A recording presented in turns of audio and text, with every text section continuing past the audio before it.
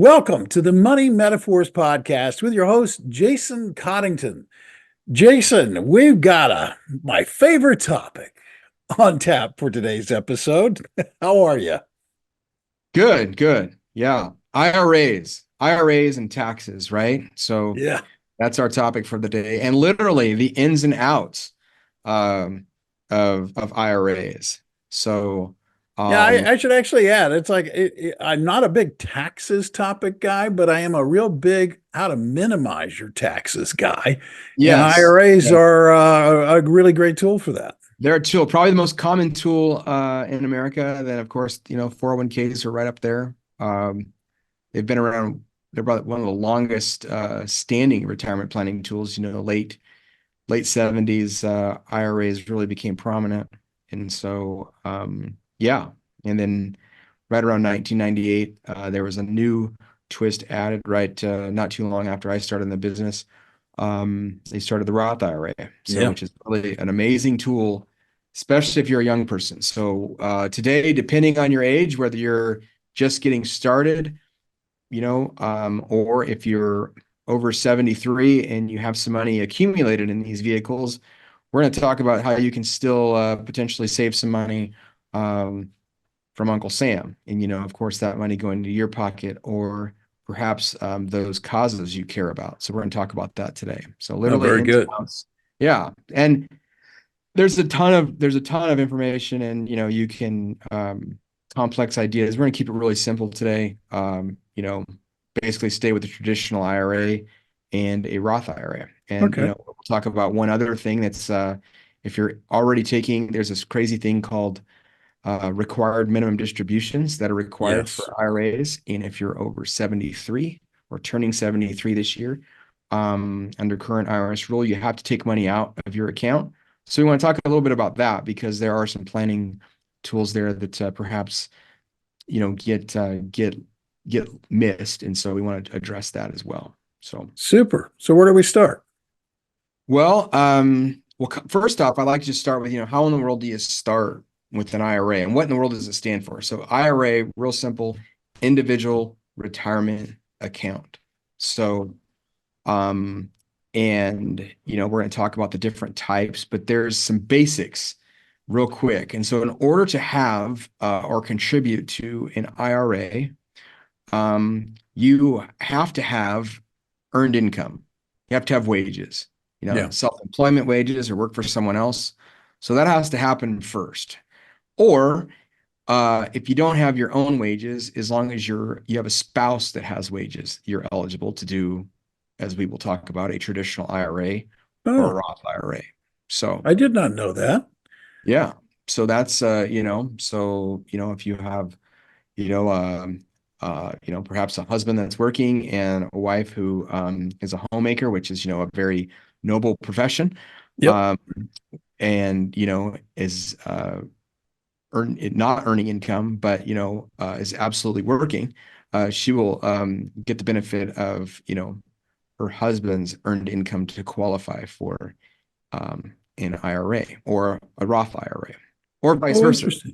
Yeah. So for So, whoever. so just because now I did not know this. This is new information for me. So that if Yeah. I'm working, my wife is working as a homemaker Okay. and not earning an official income, she can set up an IRA, which I can contribute to as well as my own.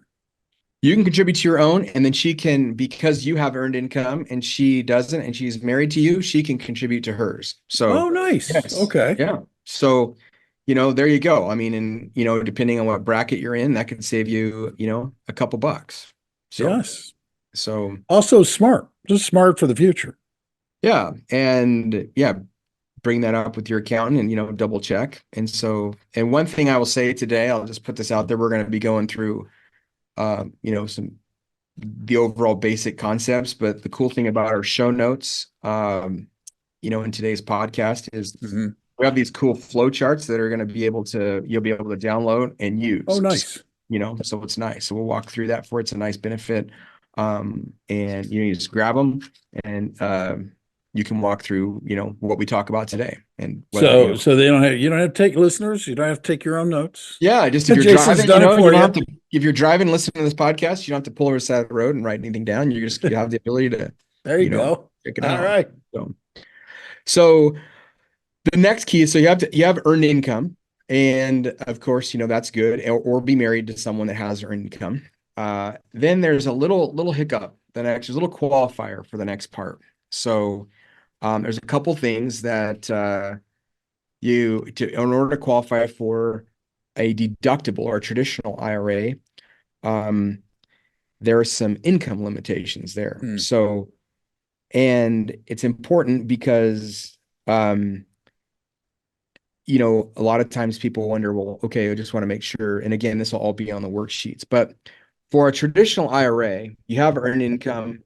Now, if you don't have a retirement plan where you work, wherever that might be, which is hard. It's hard in today's day and age. Like in California, if you work for an employer that has more than 5 employees, you have to have a retirement plan. So Yeah.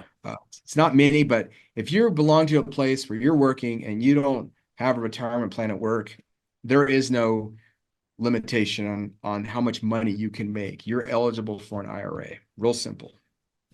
However, if you work at a place where there is a retirement plan and you're not contributing to that, or you're maybe contributing a little, there's a phase out. So, like if you're married, you can't make more than $136,000 a year between both of you, or that basically is your modified adjusted gross income, basically, and be eligible to do an IRA. Quite simply, the IRS wants you to do a 401k first, before. So that's the traditional IRA. And then we'll talk a little bit about the Roth IRA. So, and without, again, you'll have the checklist to refer to. But if you have a Roth IRA, to be eligible for a Roth IRA, you can have a retirement plan at work, but in order to do a Roth IRA, your adjusted gross income can't be more than, if you're married, more than 228,000, or if you're single, 153,000. So there are some limitations there, but by and large, for the most part, earned income, you can contribute to an IRA, provided you have a chance. And we'll have another podcast on 401ks. So, if in the future, so if this doesn't work out for you, we'll talk about how to leverage your 401k plans at work down in the future. So no problem. So let's talk about the traditional IRA.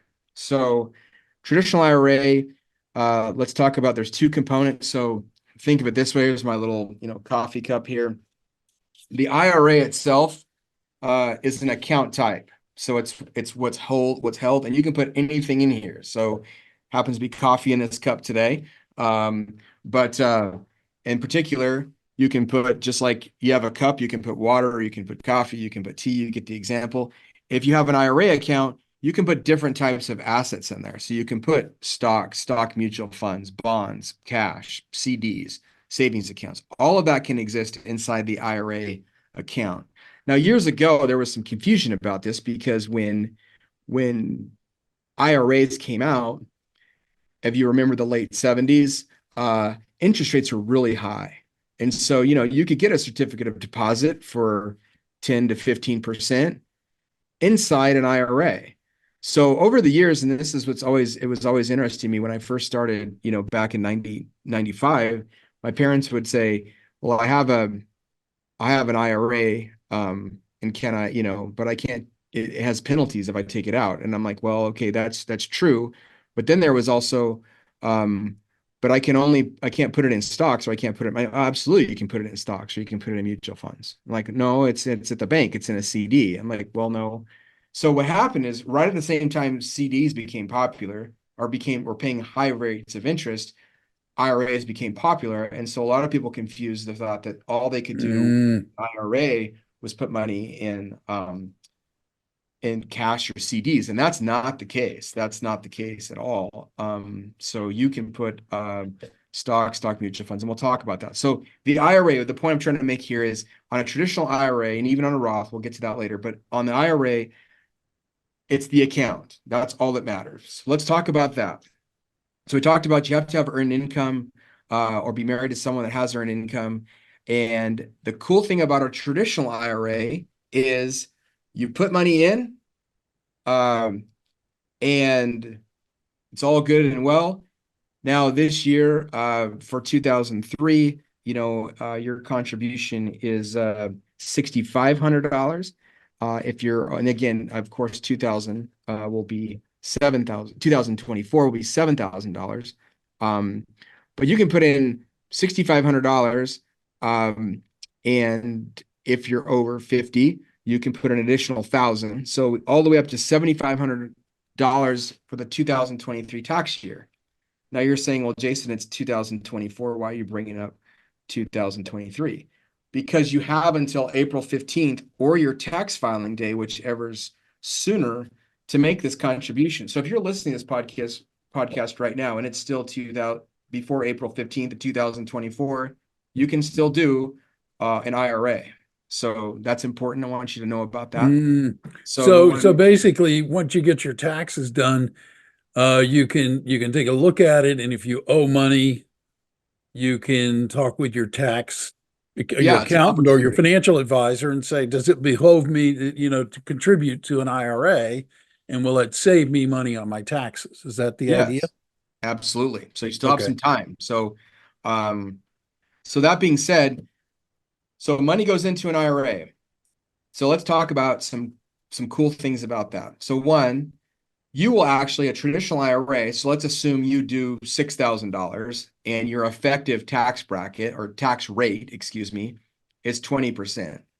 So you put $6,000 into your IRA before April 15th for the 2023 tax year, and you end up saving $1,200 effectively in tax. Okay, that's just federal. We're not talking state. So that's an example. Now, so yeah, it costs you $6,000 to put the money in, but you're saving $1,200 on tax. So from a cash flow perspective, $4,800 is what your net is to get an account that's funded with $6,000. So we like that leverage. So we like that. That's wise.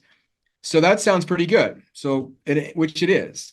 Let's talk a little bit further though. The earnings on that money. So as long as that money as long as you have that account inside that IRA, it grows.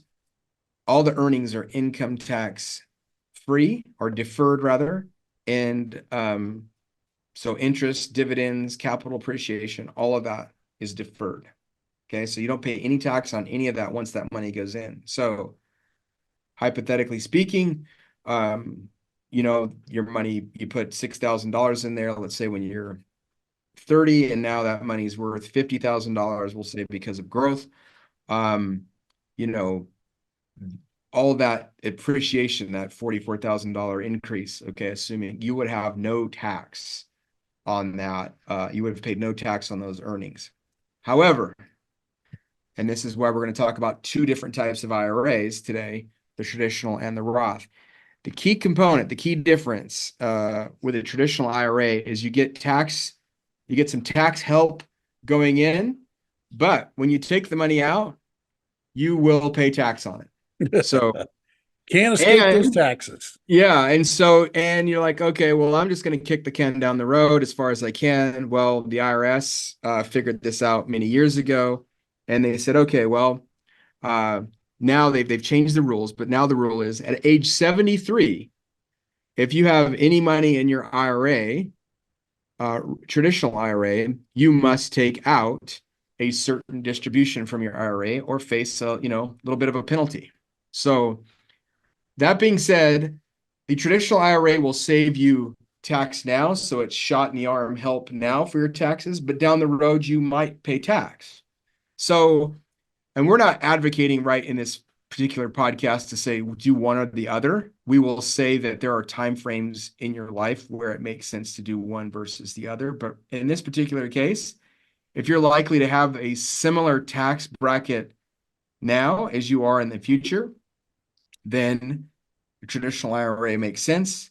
If you're in a very low tax bracket now, and have a high tax bracket later, we'll talk about another option like that in the Roth IRA. But if you're in a high bracket now and think you're going to be in a lower bracket in the future, then the traditional IRA typically makes sense.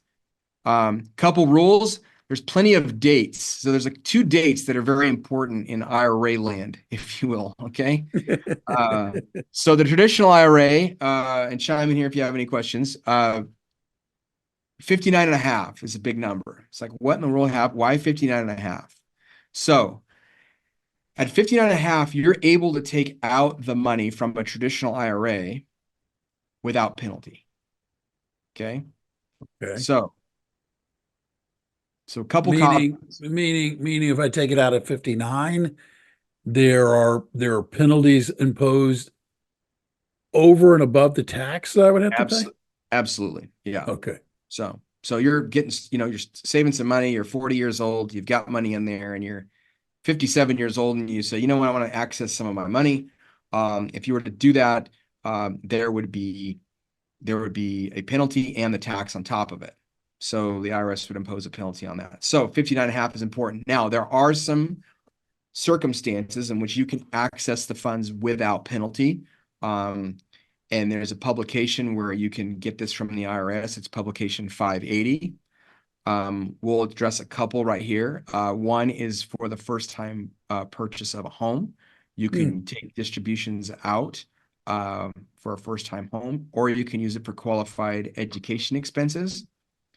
And then, of course, if you can prove that there's, been part of a natural disaster or a hardship, typically the IRS through an appeals process or an application process will let you know if you're eligible to take money out. You'll still pay the Yeah. income tax, but you will avoid the penalty. So that being said, I mean, that's kind of the big piece. So 59 and a half is one date. And again, the other is 73. So IRA is good tool, right? So real quick recap: earned income, money gross tax goes in, you get a tax deduction for it, which is great. Gross tax deferred. And then when you take the money out, you're in control of whether it's taxable when you pay the tax. So you have some advantages there. And then at age 73, you've got to take the money out.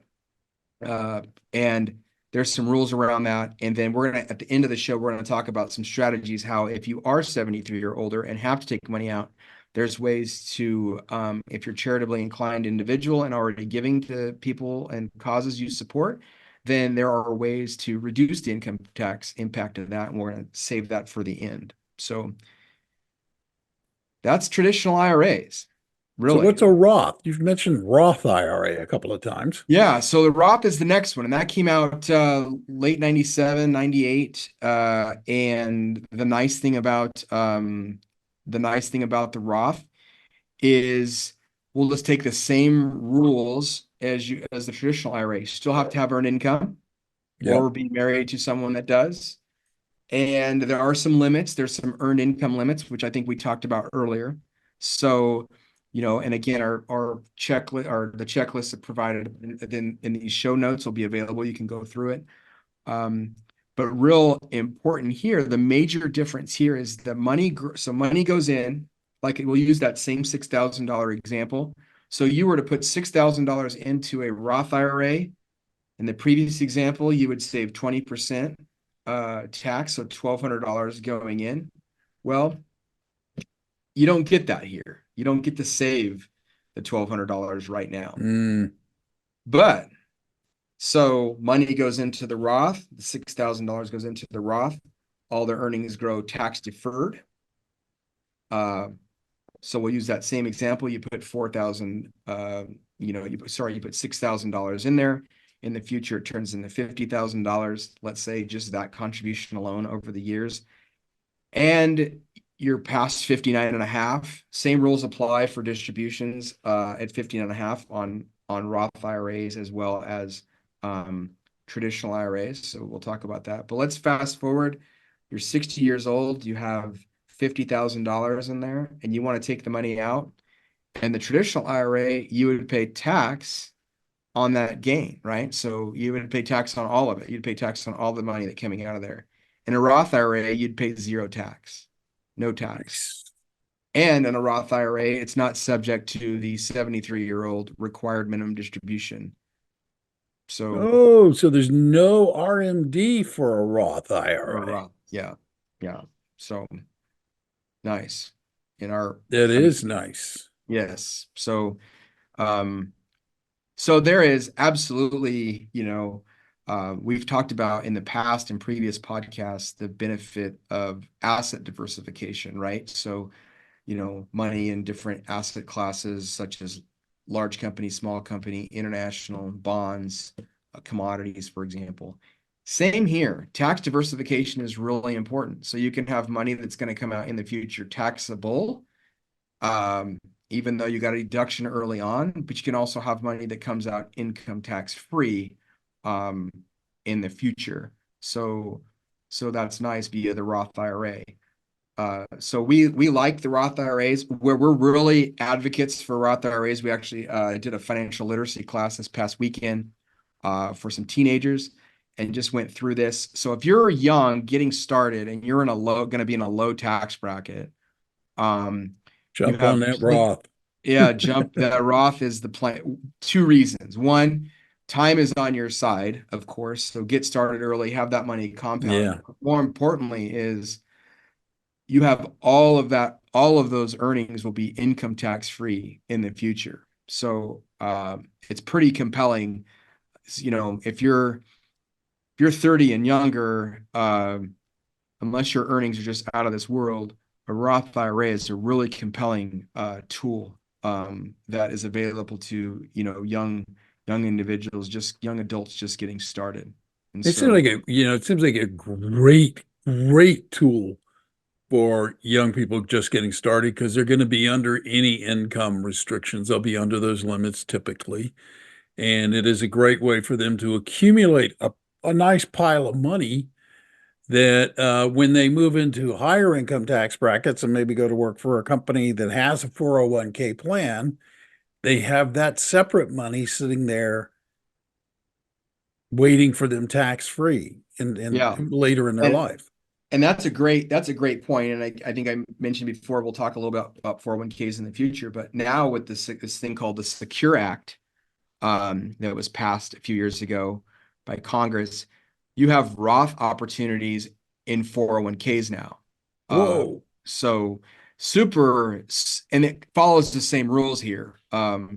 Money, you don't get the deduction now, but you get the tax deferral and the tax-free accumulation and distribution in the future. So again, we really, really advocate for, if you're a young adult, the Roth IRA. Again, every situation's, unique, but I think every young person getting started should have some of their, a portion of their contributions, if not all, going to Roth we would argue, an equity investment, something that can grow at higher Sure. rates of return over time, So um, that's good. And that from an estate planning tool, if you know, and I don't know who's thinking about estate planning when they're 22 years old, probably. Nobody. But there's one other thing that I'll bring up about the traditional IRAs and the Roth IRAs that are different, that there's a difference there, especially for those individuals that are older that have money in IRAs, is what happens when you die. So in a traditional IRA, the account balance, let's say you're over 73 and you happen Yeah. to pass away at 80, the past 7 years you've been taking money out and then you pass away. Well, if your surviving spouse is still alive, that surviving spouse can then just have those IRAs do what's called a spousal IRA or a beneficial spousal IRA rollover, and that money just becomes the spouse's. And that all works. Where the trick is on this now is, let's say now after 80, husband dies first, wife inherits the IRA from the spouse, and then now mom dies, and there's three kids. Well, now on a traditional IRA, all of that money is now can be dispersed to the children or whoever the beneficiaries are, but let's assume it's Yeah. like three children. And years ago, there used to be this thing where it was a distribution that could last over, your lifetime. But they've Right. changed that. There's been some rule changes in Congress now where that's closer to 10 years. So now the children have to take out that money, all taxable, income taxable, uh, within 10 years under current rules. Now that's in a traditional IRA. So mom and dad have IRAs. Mom and dad both die. Now within 10 years, those distributions have to be taken. They have to drain those Have to drain IRAs. them out. And Not true so, with the yeah, Roth? not true with the Roth. You don't have that with the Roth. So Oh, another very good reason to consider a Roth IRA. There'll be another checklist that we'll put in here, a little worksheet resource discussing Roth IRA conversions or traditional IRA conversions to Roth IRAs. And we won't get into that too much today. We could do a whole podcast on that and the pros and cons of doing so. But that is a situation where if for some unique situation, you have a really low tax bracket year, if you own a business and you have a loss, it might make some sense to take money out of convert some of your traditional money to a Roth mm, IRA so that you have less tax hit in the future, not only for yourself, but for your children. So that's for another day. I want to just make sure we've got the ins and outs, the basics of IRAs as the most commonly used tools. There's there's a lot of moving parts with them, but if you can remember earned income, or be married to someone who has earned income, and then traditional is pre-tax money going in, taxable later. Roth IRA is no break now, but a big break later. Ideally, lower tax brackets benefit from it. Current low tax brackets now benefit those individuals that are younger. So a Roth IRA makes sense. If you're in a neutral tax bracket where you think it's going to be the same as now in the future, then the deductible works. I want to switch gears a little bit here and just close yeah. with this last strategy. We think that's probably, in my opinion, we use it very frequently here in our office. And it's probably one of the most overlooked tools for those individuals over 73 that have to take their required minimum distribution. So there's a little math here, but I want to talk about it because I think it makes sense and it's a way to leverage the savings that you have from taxes. So first off, let's start with the basics. We'll just use a married couple. If you're single, we'll have the individual numbers here. But right now, when you file your tax return, you can do, and it's always been this way, you can do an itemized deductions where you have a list of all of your deductions. Yep. And as long as those amount to a certain number, you can either itemize, or the IRS has this thing where it says you can just take the standard deduction. So that standard deduction for 2023 for married individuals is $27,700. What does that mean? That means that if your itemized deductions don't amount to $27,700, you might as well just take the standard deduction. So a lot of ways in the past, when this deduction based on IRS rules was lower, a very common way that people could get their itemized deductions above the standard deduction was charitable contributions to charity. Mm, So, but now with this raised limit to $27,000, we're finding that many people not always hit it. So they just take the standard. So you assuming that $27,000 example, and this will also work with people that have, do itemized deductions as well. But that being said, let's say you are, you're 73 and you're already giving to charity, right? You're over 73 and you're already giving to your local church. Maybe you're giving to the Red Cross, maybe the Cancer Society, whatever that might be, any non-qualified nonprofit. And again, we'll have a checklist on this. One unique strategy is doing what's called a qualified charitable deduction, QCD. And what you can do is have your distribution that you're required to take, and how these distributions are determined is by the IRS has a table. Again, this is in publication 580, and it's based on life expectancy. Every 10 years they change. But if you're 73, 74 years old, it's going to be about 4% of your IRA balance. no. So if you have $250,000 in your IRA, 4%, that's $10,000. So what some individuals, there's two ways to do this. You could take the $10,000 out of your IRA, pay the tax on that, and then turn around and give it to charity. And when you file your taxes, you'll either use the itemized deduction to help you with that, or you'll just pay the tax, use the itemized deduction, and then you'll end up, you still might end up ahead depending on, your other income. What we would advocate for you to do is take that same $10,000 that you were already going to give to charity and give it directly to the charity. Don't take physical receipt of it. Have money from your IRA institution, a brokerage firm, advisory firm, wherever that might be. Have those funds go directly to the institution to your charity from your banking institution or financial institution, and the IRS will allow that, and that will be an income tax-free distribution to a charity. So what that does is that lowers your taxable income, so you're not going to pay tax on that, and you still get to exercise and use the standard deduction. So you get to leverage. So if you're already giving anyway, and you have to take a required minimum distribution, we would advocate for you to strongly consider having your money sent directly to the charity of choice and not take physical receipt of the money, because it's going to help you from a tax perspective. Yeah. No, that makes perfect sense. It makes perfect sense. But it's very, very few people know about it. We use it a lot here.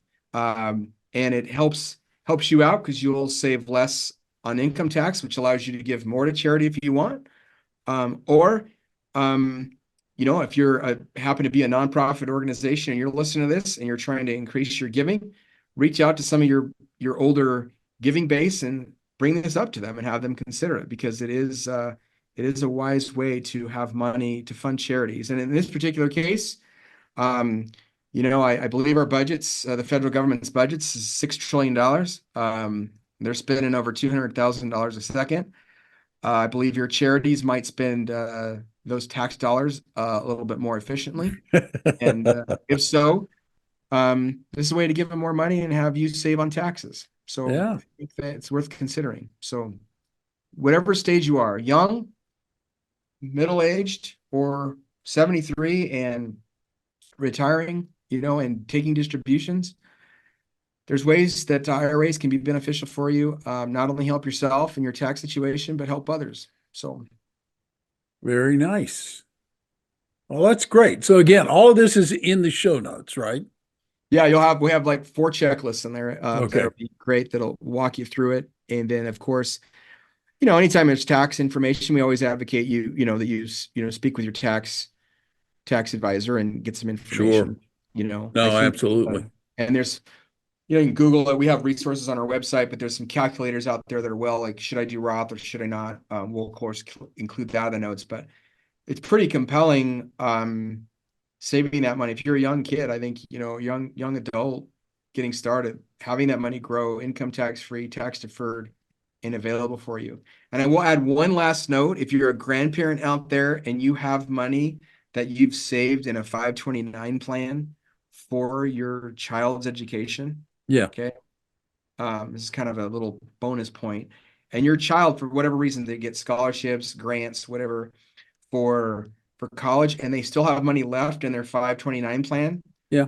One of the great benefits is you now, with law that was passed last December of 22, the Secure Act, you can now have up to $30,000 converted from a 529 plan into a Roth IRA. Whoa. So, and it won't require earned income from the child. So if you're a grandparent and you want to help your kids out and you're like, well, I don't want to put it in a tuition plan because what if they don't go to school?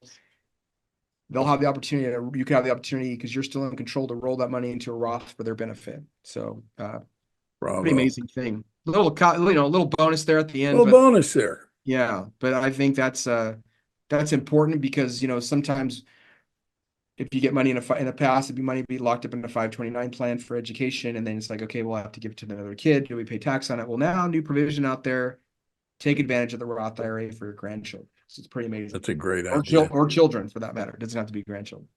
Well, that's cool. I like that. Hey, listeners, we're getting ready to wrap this up. For the people who want to reach out, I know that your contact information is in the show notes as well, but just really briefly, if somebody wants to get a hold of you, what is the best way to do it? So our website, www.coddingtonwealthadvisors.com, top right-hand corner, there's a schedule meeting button, and you can choose a 15-minute phone call, a 30-minute Zoom call, or you can just, if you're local, stop by in person, and we will have a conversation with you about this and see what makes the most sense. No cost or obligation, just helping you decide what's best for your financial future. So, Oh, great. Thanks, Jason. Thank you. yeah, thank you. And listeners, thank you for taking the time to listen. I know that you found this information beneficial, so my next question is really easy. If you're not a subscriber, why not? It's really easy. There's a subscribe button there. Just hit it. That way you won't ever miss another episode of this podcast. And if you like it, talk about it. Share it with your friends. Help spread the word. Get the word out there and let people know about Jason and what he offers. On behalf of Jason and everybody at Coddington Wealth, I'm Bill Tucker, reminding you to go out and make today a great day. Or not. It is your choice. Thanks for listening. Thank you for listening to Money Metaphors, exploring financial concepts through stories and analogies. Visit our website at www.coddingtonwealthadvisors.com or give us a call at 559-897-0040. Don't forget to click the follow button to be notified when new episodes become available. Contributions to a traditional IRA may be tax deductible in the contribution year, with current income tax due at withdrawal. Withdrawals prior to age 59 and a half may result in a 10% IRS penalty tax in addition to current income tax. The Roth IRA offers tax deferral on any earnings in the account. Withdrawals from the account may be tax-free as long as they are considered qualified. Limitations and restrictions may apply. Withdrawals prior to age 59 and a half or prior to the account being open 5 years, whichever is later, may result in a 10% IRS penalty tax. Future tax laws can change at any time and may impact the benefit of Roth IRAs. Their tax treatment may change.